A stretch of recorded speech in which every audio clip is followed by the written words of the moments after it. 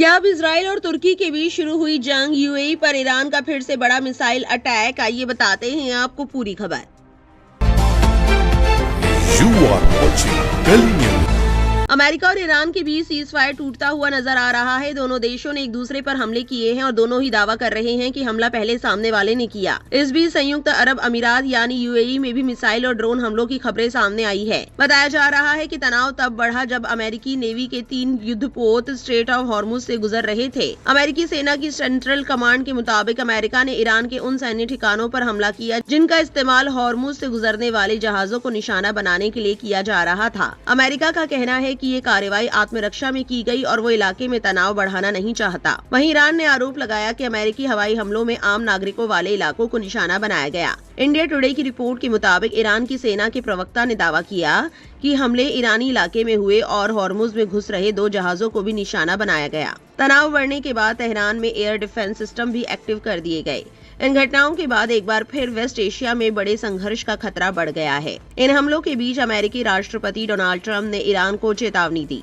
Trump ने कहा कि अमेरिकी सेना ने ईरानी हमलावरों को खत्म कर दिया है और अगर ईरान ने आगे कोई उकसाने वाली कार्रवाई की तो अमेरिका और कड़ा जवाब देगा। ट्रंप ने कहा, अगर ईरान जल्द किसी समझौते पर राजी नहीं होता तो हम और भी सख्त कार्रवाई करेंगे। सीज फायर अभी भी लागू है, लेकिन ईरान हमारे साथ खेल खेलने की कोशिश कर रहा है। हालांकि दोनों देशों के बीच हमले जारी है, लेकिन अमेरिका और ईरान दोनों ही बड़े युद्ध से बचना चाहते हैं। ईरानी अधिकारियों ने बाद में कहा कि हालात अब सामान्य हैं, जबकि अमेरिका ने भी दोहराया कि वो तनाव नहीं बढ़ाना चाहता। इसी दौरान ट्रंप ने इस पूरे हमले को प्यार की थपकी तक बता दिया। एबीसी से बातचीत में उन्होंने कहा कि ये बस हल्का सा जवाब था। वहीं तुर्की और इजराइल के रिश्ते पिछले कुछ सालों में काफी खराब हो गए हैं। जो संबंध पहले सामान्य होने की तरफ बढ़ रहे थे, अब वहां सैन्य टकराव का खतरा बताया जा रहा है। हाल ही में इजरायली प्रधानमंत्री बेंजामिन नेतन्याहू ने तुर्की के राष्ट्रपति रिसेप तय्यप एर्दोगान पर ईरान का समर्थन करने और कुर्दों पर अत्याचार करने का आरोप लगाया। इसके जवाब में एर्दोगान ने गाजा में फलस्तीनियों की मौतों को लेकर इजराइल पर हमला बोला। विशेषज्ञों का कहना है कि दोनों देशों के नेता घरेलू राजनीति में फायदा लेने के लिए सख्त बयान दे रहे हैं।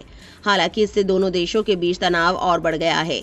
2023 में हमास इजराइल युद्ध शुरू होने के बाद रिश्ते और बिगड़े। तुर्की ने इजराइल के साथ व्यापार भी रोक दिया। अब सीरिया, साइप्रस और पूर्वी भूमध्य सागर जैसे इलाकों में दोनों देशों के हित टकरा रहे हैं। विशेषज्ञ मानते हैं कि फिलहाल बड़े युद्ध की संभावना कम है, लेकिन छोटी सैन्य झड़प या गलतफहमी से तनाव बढ़ सकता है। खासकर गाजा या सीरिया में दोनों देशों की सेनाओं के आमने सामने आने का खतरा बताया जा रहा है। कुछ इजरायली नेताओं ने तुर्की को नया ईरान तक कहा, लेकिन कई विशेषज्ञ इस तुलना को गलत मानते हैं।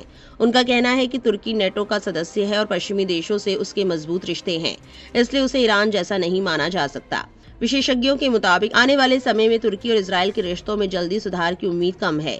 दोनों देशों के बीच भरोसा दोबारा बनाने के लिए नई बातचीत और मजबूत कूटनीतिक प्रयासों की जरूरत होगी। इस खबर को लेकर आपकी क्या राय है, कमेंट सेक्शन में जरूर लिखें और इस वीडियो को लाइक और शेयर करना ना भूलें।